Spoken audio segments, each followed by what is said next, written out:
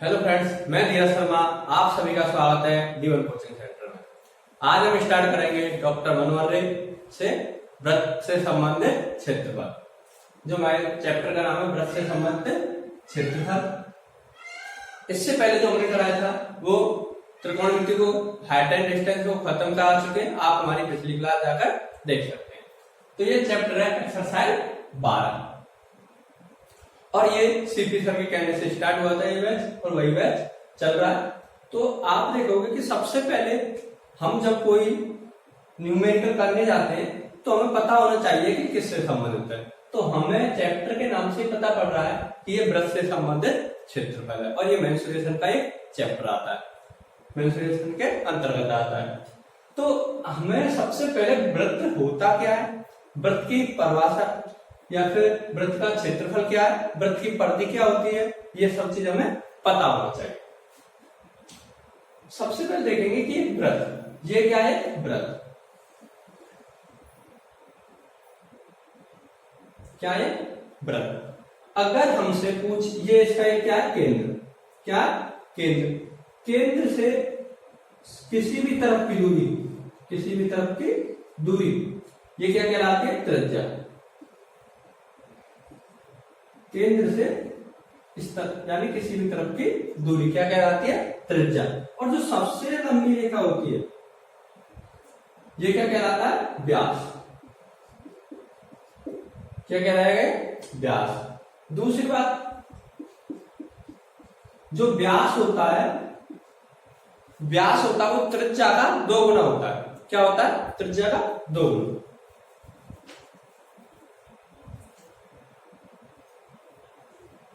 और सबसे पहले हम देखेंगे कि वृत्त का क्षेत्रफल,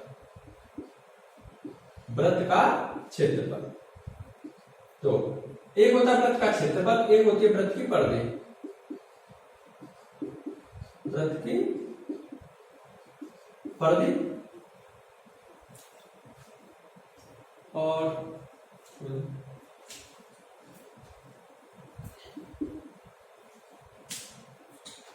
ठीक, और एक इसमें क्या होता है, जो वृत्त का क्षेत्रफल होता है, क्षेत्रफल का फॉर्मूला होता है पाई आर स्क्वायर और वृत्त की परिधि होती है, बोलती है 2 पाई आर, 2 पाई आर। तो परिधि का मतलब कि अगर मैं कोई बात करूं, एक साइकिल का टायर, क्या साइकिल का टायर, तो ये अगर इसे अगर हम काट दें आगा और इसे पूरी लेंथ बढ़ा दें तो क्या कहलाएगी एक पहिए द्वारा कुल तय की गई दूरी। क्या कहलाती है एक पहिए द्वारा कुल तय की गई दूरी। अगर ये एक टायर है, अगर मैं इसे काट देता हूं तो ये क्या हो जाएगा, पूरा लंबा टायर वायर हो जाएगा। तो ये जो कहलाएगी ये क्या है वृत्त की परिधि। अगर हमसे पूछता है कि एक साइकिल के टायर द्वारा कितनी दूरी तय की जाती है तो वहां पर हम वृत्त की परिधि का फॉर्मूला यूज करते हैं, वृत्त की परिधि। एक होता है सी के अंतर्गत, अगर कोई ये केंद्र से कोई एंगल बना लिया, मतलब थीटा, कितना थीटा, ऐसे बोलते हैं त्रिज्यखंड, वृत्त का त्रिज्यखंड। तो देखो हमें पता है एंगल कितना बनना है थीटा, थीटा।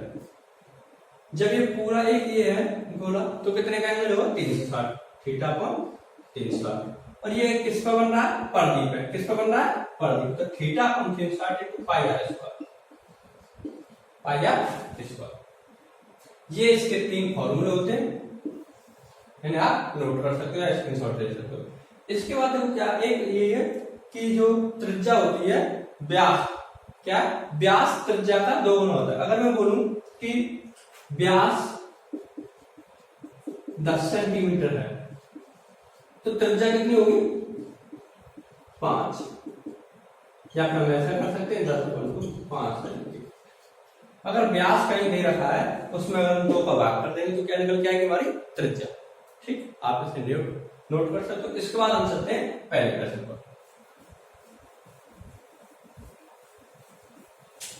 तो हमारा पहला प्रश्न क्या दिया है, 2 वृत्त की त्रिज्याएं क्रमशः 8 सेंटीमीटर और 6 सेंटीमीटर है। हमें त्रिज्या ज्ञात करनी है जिसका क्षेत्रफल दोनों वृत्तों के क्षेत्रफल के योग के बराबर है। तो सबसे पहले हमें देखना है कि दो वृत्त दिए, उनकी त्रिज्या दे रखी है, हमसे त्रिज्या ही पूछा है। मगर त्रिज्या किसकी पूछी है? दोनों वृत्तों के, इन दोनों वृत्तों के योग के बराबर हो एक नया वृत्त बनेगा और जो इन दोनों वृत्तों के क्षेत्रफल के योग के बराबर होगा।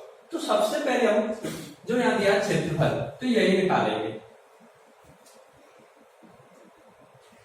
यहाँ लिख सकते हो आप, आप लिख सकते हो दिया है।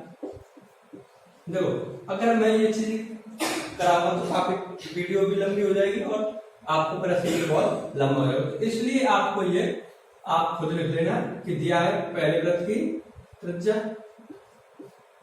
या फिर फर्स्ट वृत्त की त्रिज्या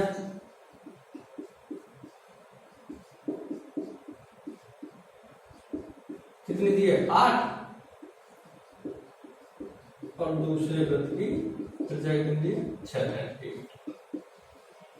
इसके बाद हमें क्या निकालना है? क्षेत्रफल। तो पहले वृत्त का क्षेत्रफल,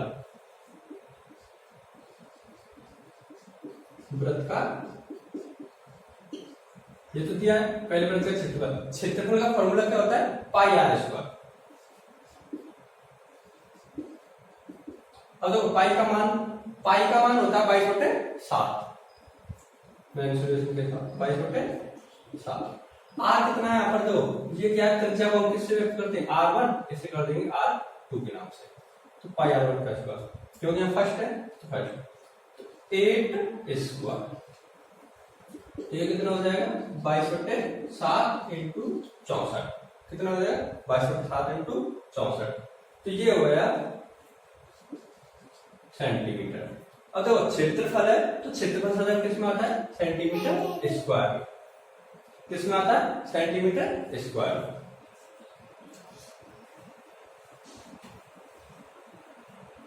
तो यहां अब आप इसे हल कर सकते। अगर हम 64, तो देखो अब क्या है, अगर हम इसका गुणा करते हैं तो एक लेंथ होती है, या फिर आप ये भी कर सकते हो पाई की जगह पर पाई लेके चले। अगर हम ये पाई की जगह पाई इंटू 8 स्क्वायर, तो यहाँ कितना होगा? 64 पाई किस में दिया? सेंटीमीटर में, तो सेंटीमीटर स्क्वायर। आप इसे 22/7 को भी सॉल्व कर सकते हो। तो क्या आ जाएगा? पाई इंटू 8 स्क्वायर कितना हो जाएगा? 64 पाई सेंटीमीटर स्क्वायर। ये आ गया फर्स्ट वर्ग का क्षेत्रफल। इसके बाद क्या है? सेकंड वर्ग का क्षेत्रफल।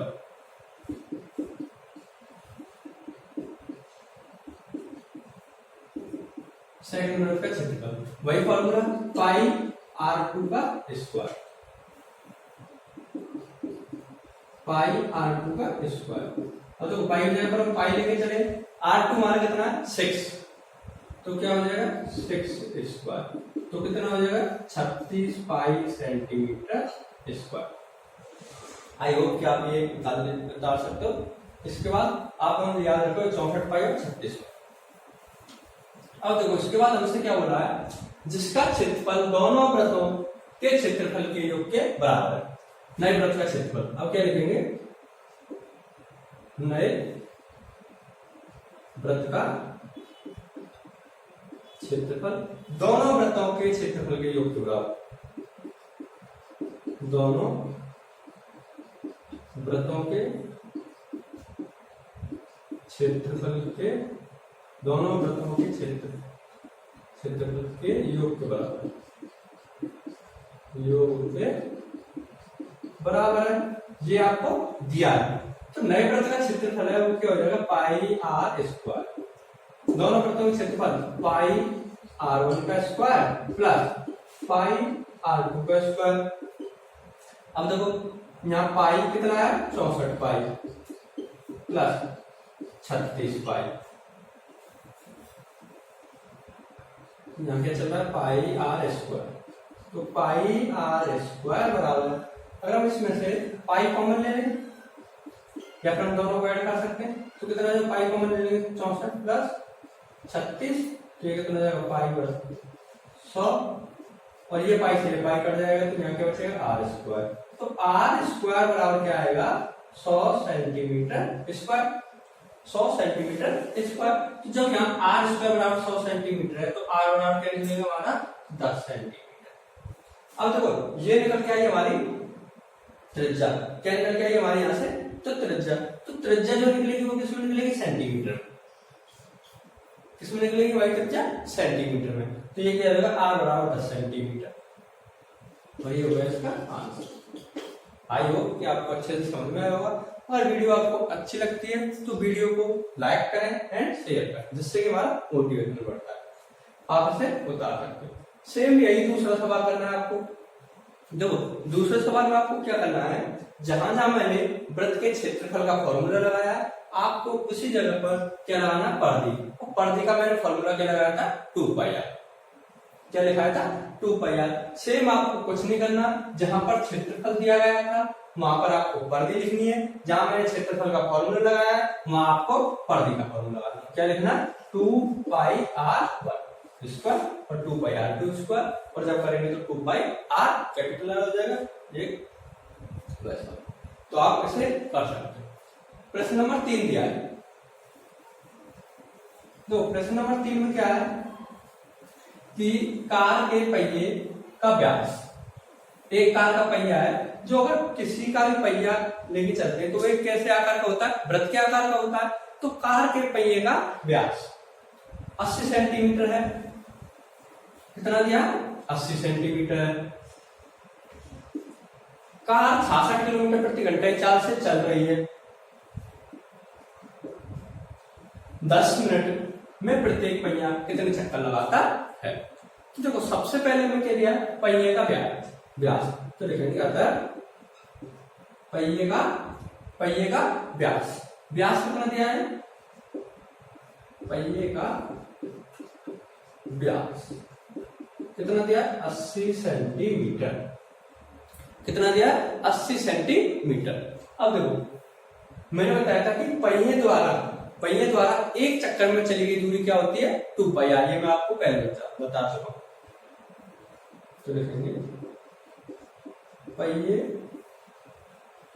द्वारा एक चक्कर में चली गई दूरी क्या होती है 2πr। और जो दूरी होती है वो किसके बराबर होती है, जब हम उसको परिधि 2πr। अब तो 2πr जो हमारी व्यास होता है वो व्यास किससे व्यक्त करते हैं हम 2r से। किससे व्यक्त करते हैं 2r से। और इसे कैपिटल डी से। मगर जो व्यास होता है वो किसके बराबर होता है 2r के बराबर होता है। तो यहाँ क्या हो जाएगा, या तो हम इसे a भी लिख सकते हैं 2r 2π, और 2r हमें कितना दिया या तो हम इसे d बोल दें या फिर 2r बोल दें। कितना दिया 80 सेंटीमीटर। तो 80 इंटू पाई, तो ये क्या हो जाएगा 80 पाई। अब ये क्या है परिधि किसमें चलती है सेंटीमीटर, इसमें चलेगी सेंटीमीटर।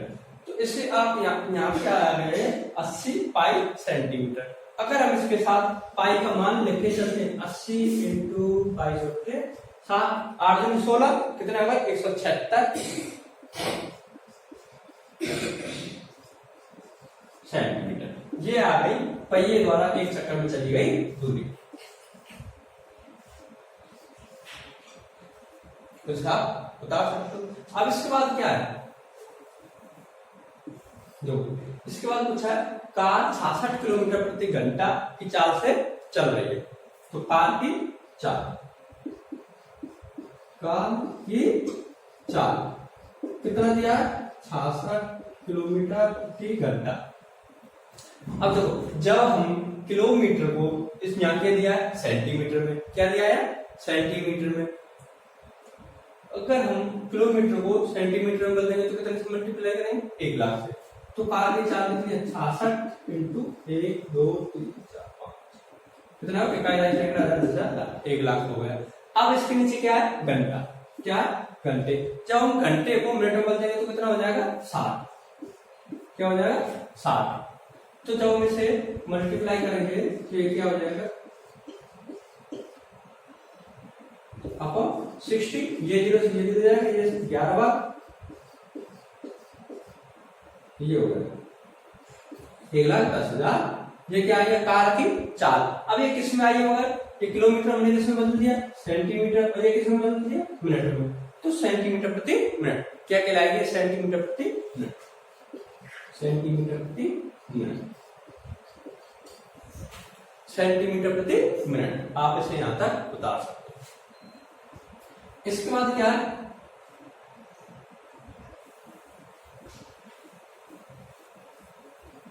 दो क्या है 1760 कौन 7 सेंटीमीटर। अब इसके बाद क्या है, ये पूछ रहा है 10 मिनट में प्रत्येक पहिया कितने चक्कर लगाता है। जब हमें कोई चीज 10 मिनट में निकालनी होती है, 15 मिनट में निकालनी होती है, उससे पहले हम 1 मिनट के लिए निकाल लेते हैं। तो चूंकि कार द्वारा 1 मिनट में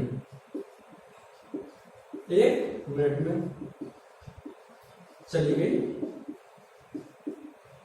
दूरी, तो कार द्वारा 1 मिनट में चली गई दूरी कितनी आई हमारी 1,10,000 सेंटीमीटर, 1,10,000 सेंटीमीटर, सेंटीमीटर प्रति मिनट, प्रति मिनट। अब यही हमें क्या करनी है, कार द्वारा 1 मिनट में ये, इसलिए कार द्वारा जब 1 मिनट में इतना, तो 10 मिनट की पूछेंगे तो हम इसमें कितने गुणा कर देंगे 10 का गुणा कर देंगे। कार द्वारा 10 मिनट में चली गई दूरी 1,10,000 मल्टीप्लाई 10, तो देखो कितना 0 4 कितने हो जाए 5, तो ये किसमें आए सेंटीमीटर प्रति मिनट, सेंटीमीटर प्रति मिनट। अब देखो हमसे इसमें पूछा क्या है कि प्रत्येक पहिया कितने चक्कर लगाता है। अब हमें बताना है कि ये दूरी है जो कार द्वारा 10 मिनट में तय की दूरी, ये प्रत्येक पहिया कितने चक्कर लगाता है हमसे ये पूछा है। तो मतलब क्या हुआ, पहिए द्वारा कुल चक्करों की संख्या हमें ज्ञात करनी है।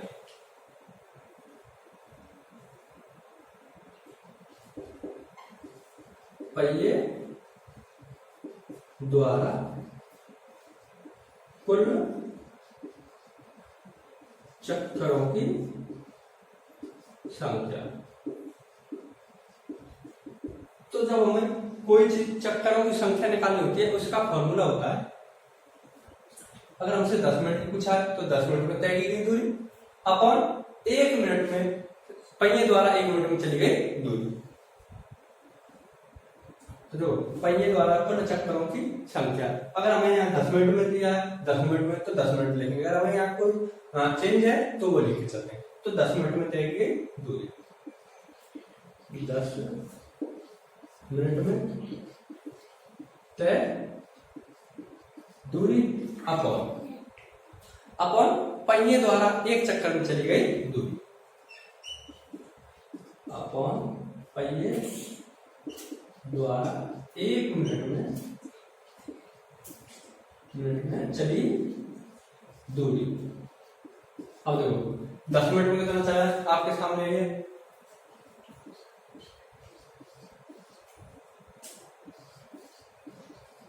सेंटीमीटर प्रति मिनट, ठीक है। अब पहिए द्वारा 1 मिनट में चली गई दूरी कितना आया था, 1 मिनट में चली गई दूरी 1760 अपॉन 7, 1760 अपॉन 7 क्या था सेंटीमीटर, ठीक है। सेंटीमीटर से सेंटीमीटर। अब यहाँ आपको निकालना क्या है, चक्करों की संख्या निकालनी है, तो इसमें क्या हो जाएगा, ये जो सेवन है आपकी, ये सेवन है पहली चौथी दूसरी तीसरी से ये कहाँ जाएगी यहाँ आ जाएगी, और नीचे कितना हो जाएगा आपका 1760, कितना हो जाएगा 1760। यहाँ में क्या निकालनी है चक्करों की संख्या, तो हम इसका इसमें डिवाइड कर देंगे और वही हमारा आंसर, डिवाइड कर सकते। तो आई होप कि आपको जो भी मैंने जितने सवाल कराए आपको अच्छे समझ में आया होगा। तो इसके बाद करते हैं प्रश्न नंबर 4। तो हमारा इसमें नेक्स्ट सवाल है वृत्ताकार खेत है। ये क्या है? वृत्ताकार खेत। वृत्ताकार खेत है जिस खेत के चारों ओर में तार लगाना है। 12 रुपए प्रति मीटर की दर से पूरा तार लगाने में 5280 रुपए की लागत आएगी और खेत को 0.50 रुपए प्रति की दर से जोतता है। खेत को जोतने में लागत आएगी। सबसे पहले हम क्या करेंगे, इसमें तार की लंबाई निकालेंगे कि तार की लंबाई कितनी है। तो तार की लंबाई हम कैसे निकालेंगे? हमें पता है कि तार को लगाने में कितना खर्चा है, 5280, 12 रुपए प्रति मीटर की दर से। अगर हम 5280 में 12 का भाग दे देंगे तो हमें पता पड़ जाएगी तार की लंबाई हमारी कितनी। तो प्रश्न नंबर 4, तो देखो तार की लंबाई, अगर मैं बोलूं कि कोई मैंने टॉपी 25 रुपए की ली, एक टॉपी मेरे को 5 की पड़ी है, तो मैं आपको उससे हिसाब लगा सकता हूँ 5 का भाग देगी कितनी टॉपी खरीदी। तो सेम यही है, हमें तार की लंबाई निकालनी है। तो तार को कुल खर्च कितना है, 5200, कितने रुपए मीटर की दर से, 12 रुपए प्रति मीटर की दर से। तो क्या हो जाएगा, कुल व्यय अपॉन दर। तो देखो कुल व्यय कितना हुआ, 5280 अपॉन दर कितना, 12। तो 12 के बारे में 48, कितना बचा, 4 12 48, 0 की 0, तो 440 मीटर। वायर कितना है, 440 मीटर। अब इसके बाद हमें क्या करना है, इतनी लागत है खेत को, इतने रुपए प्रति मीटर खेत को जोतने में लागत आएगी, हमें ये बताना है। तो देखेंगे, माना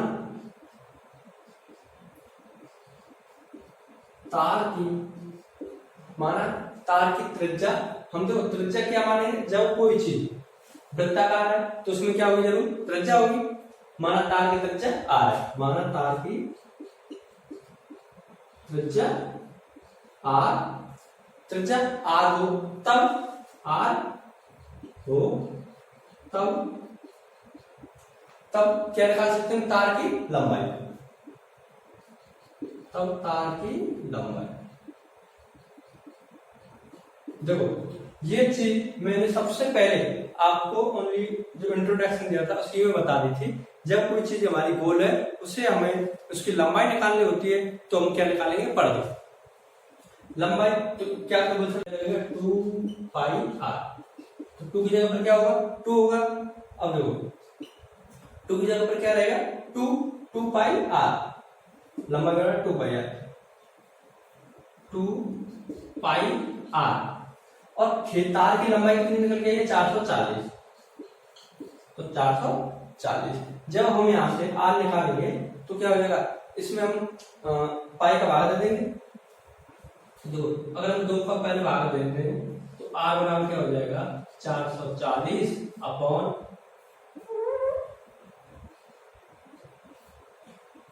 2π। क्या निकालना है हमें, यहां से r निकालना है। तो ये किसमें, मीटर में, तो मीटर। अब देखो ये कितनी बार कटेगा, 220 बार। कितनी बार कटेगा, 220 बार। तो 220 अपॉन पाई, क्या है, मीटर। क्या है, मीटर। तो अब यहां पर देखो इसके आगे क्या हुआ, तो r बराबर 220, r बराबर 220 अपॉन पाई। जब हम पाई का मान रखेंगे तो क्या हो जाएगा, 22/7, ये कितना है, 70 मीटर। अब हमें पता पड़ेगा, माना तार की लंबाई, तार की त्रिज्या r है, तब तार की लंबाई कितनी हो जाएगी, 70 मीटर। कितनी हो जाएगी, 70 मीटर। तो जब यहां से तार की लंबाई है तो r हमारी कितनी हो गई, 70 मीटर। r कितनी निकल के आएगा, यहाँ से 70 मीटर। और जो तार की लंबाई है वो कितनी निकल के आई है, 440 मीटर। आप यहां तक से उतार सकते हो। इसके बाद हम क्या निकालेंगे, हमसे क्या पूछा है कि खेत को जोतने में लागत आएगी, तो खेत का सबसे पहले हम क्या निकालेंगे, क्षेत्रफल। क्या निकालेंगे, खेत का क्षेत्रफल।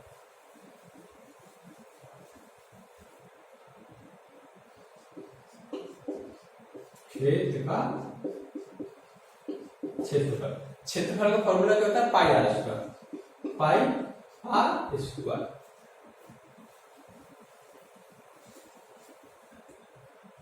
अब यहां पर क्या है, मीटर स्क्वायर, तो यहां क्या हो जाएगा, मीटर वर्ग मीटर, वर्ग मीटर लिख सकते हैं।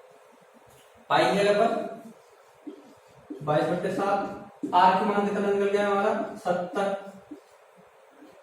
तो 22/7 इंटू 70 इंटू 70, 70 इंटू 70। जब हम इसे मल्टीप्लाई करेंगे तो 7 से हो जाएगा, 7 ये 7 से 1 बढ़ गया 10 बार, ये करेंगे तो 7 दूनी 14 15, 1540 हो जाएगा, 1540, 1500 ये 2 हो जाएगा, तो कितना आ जाएगा 15,400 वर्ग मीटर, वर्ग मीटर।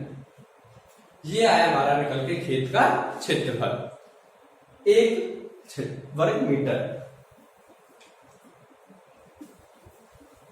अब देखो ये हमारा खेत का क्षेत्रफल कितना है, 15,400 वर्ग मीटर, 15,400 वर्ग मीटर। 1 वर्ग मीटर, 1 वर्ग मीटर की जुताई का व्यय कितना, 0.5 रुपए। 1 वर्ग मीटर खेत की जुताई का व्यय कितना है, 0.5 रुपए। 15,400 वर्ग मीटर, क्योंकि इसलिए 15,400 वर्ग मीटर खेत की जुताई का व्यय कितना हो जाएगा, 15,400 गुणा 0.5 रुपए।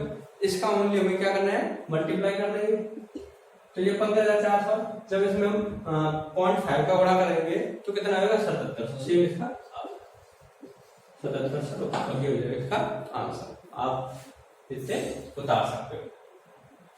तो प्रश्न नंबर 5 क्या है, एक दौड़ने का मार्ग, एक दौड़ने का मार्ग वलयाकार है। वलयाकार का मतलब क्या है, वृत्ताकार, जिसकी अंत परिधि 440 मीटर और बाह्य परिधि 506 मीटर है। मार्ग की चौड़ाई और क्षेत्रफल ज्ञात कीजिए।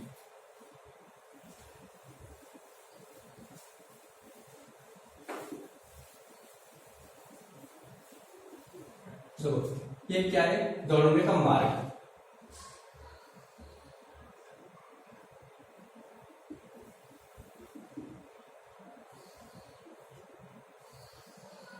ये क्या है, दौड़ने का मार्ग हो गया, जिसकी अंत परिधि, ये क्या करेंगे, जिसकी अंतर परिधि, ये कितनी दी है, परिधि दी है ना, कितनी 440 मीटर, और बाह्य परिधि कितनी दी है, यहाँ तक टोटल परिधि दी है 506 मीटर। अंतर परिधि 440 मीटर, बाह्य परिधि 506 मीटर। मार्ग की चौड़ाई ज्ञात कीजिए। मतलब चौड़ाई क्या, मतलब ये वाली, ये चीज हमें ज्ञात करनी है, ये वाली जितना भी ब्लैक ब्लैक एरिया है ये हमें ज्ञात करना। तो देखो अंतर परिधि दिया है,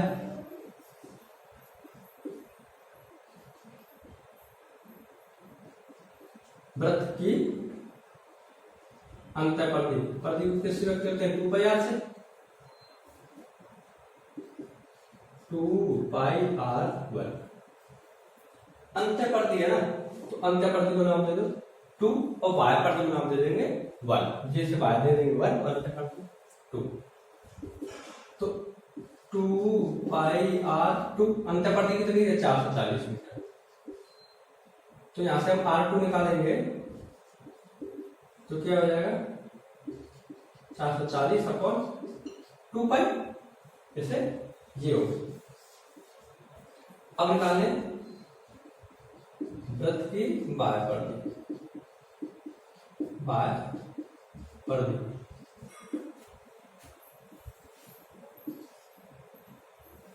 क्या हो जाएगा, बाह्य परिधि को हमने डाल दिया 2πr1, 2πr1, बाह्य परिधि कितनी दी है 506 मीटर, 6 मीटर। तो यहां से क्या हो जाएगा 2πr1, तो यहां से जब r1 निकालेंगे तो क्या हो जाएगा 506/2π, ये हो गई हमारी त्रिज्या r1 और ये हो गई r2। हमें क्या निकालना है, मार्ग का चौड़ाई, मार्ग की चौड़ाई और क्षेत्रफल। हमें याद रखेंगे कि r1 आया हमारा 506, यहां लिख सकता हूं 506/2π और वो आई है 440/2π, और इनके नीचे क्या लगा दिया, पाई लगा दिया, 2π लगा दिया। इसके बाद हमें क्या निकालना है, इसका मार्ग की चौड़ाई। देखो ये मार्ग था, हमें ये वाला ब्रेक एरिया निकालना था, तो मैं क्यों ना इस बाहर वाले में से यहां से लेकर ये जो आया है इसमें से ये वाला घटा दूं भीतर वाला, तो ये क्या बचेगा, ब्रेक एरिया बचेगा, मार्ग की चौड़ाई, मार्ग की चौड़ाई। तो मैं क्या कर दूंगा, बाह्य परिधि माइनस अंतः परिधि, बाह्य त्रिज्या, सॉरी बाह्य त्रिज्या माइनस अंतः त्रिज्या। तो बाह्य त्रिज्या हमारी कितनी आई, 506/2π माइनस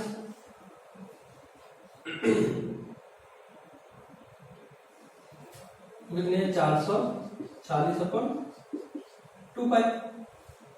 हमें क्या करना है, यहां से मार्ग का चौड़ाई,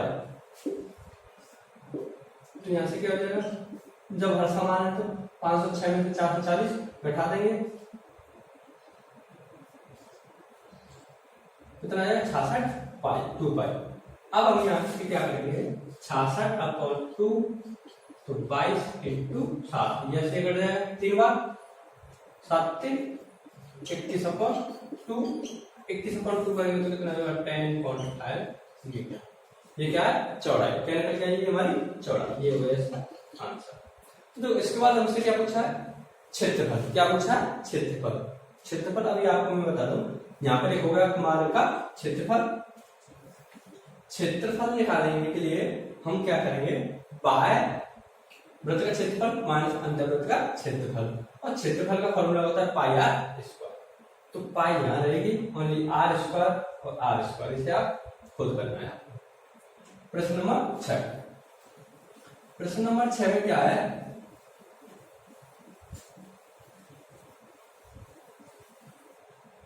दो प्रश्न नंबर जो 6 उसी की तरह से 7 है, 5 प्रश्न नंबर 5 6 7 सेम तीनों एक ही तरीके से।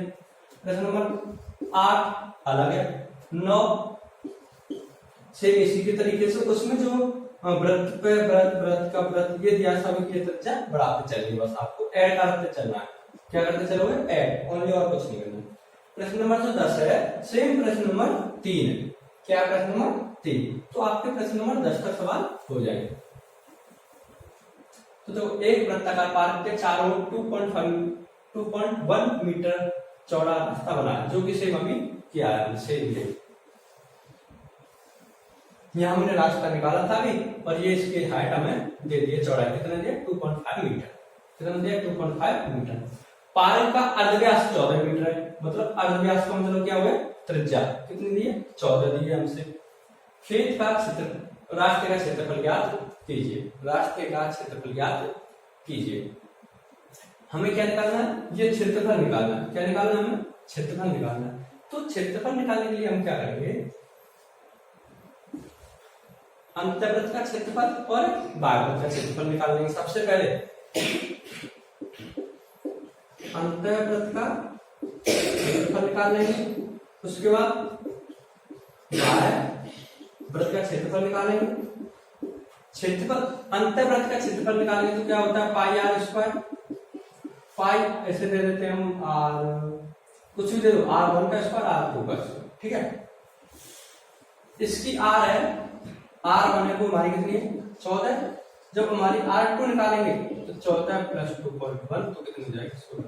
आपको बस ये करना अंतःवृत्त का क्षेत्रफल वायुवृत्त का क्षेत्रफल इस फॉर्मूले से निकाल लेंगे। हमें इसके बाद क्या निकालना है रास्ते का क्षेत्रफल। क्या निकालना है रास्ते का क्षेत्रफल। तो क्या करेंगे जो हमारी ये देखो सब जो त्रिज्या वो कौन सी बड़ी है वायुवृत्त की, तो वायुवृत्त के क्षेत्रफल वायुवृत्त का क्षेत्रफल माइनस अंतःवृत्त का क्षेत्रफल। आपको हमने इतना करना है, ये मैंने आपको बता दिया कि R1 इसकी 14 R2 इसकी 16.1। आपको इसमें से घटाना है तो क्या निकल आएगा हमारा रास्ते का क्षेत्रफल निकल आएगा। तो इस तरीके से हमारे प्रश्न हो जाएंगे आराम से। अगर लगाओगे तो प्रश्न नंबर 10 तक कितने तक हो जाएंगे 10 तक। आई होप मैं दोबारा बता रहा हूँ प्रश्न नंबर 6 की तरह से प्रश्न नंबर 7 है। 8 थोड़ा अलग है इसलिए आप करके देख सकते हो, नहीं होता है तो आप हमें कमेंट में बता सकते हो। जो प्रश्न नंबर 9 है सेम वही यही है जैसे मैंने इसमें 14 में 2.1 जोड़ा है। उसके बाद अगर मैं एक और गोला बना देता हूँ तो या तो हम 14 में इन दोनों को जोड़ दें 2.1 करके, या फिर हम क्या करें 16.1 में ये वाली और चौड़ाई जोड़ दें तो इसकी क्या निकल आएगी त्रिज्या निकल आएगी। और प्रश्न नंबर जो 10 है सेम प्रश्न नंबर जो 10 है वो क्या प्रश्न नंबर 3 की तरह। तो आई होप कि आपको वीडियो अच्छी लगी होगी। वीडियो अच्छी लगी हो तो वीडियो को लाइक करें, शेयर करें एंड सब्सक्राइब करना ना भूलें। और आपके पास जितने भी फ्रेंड हैं जितने भी ग्रुप है उन सभी में शेयर करें वीडियो।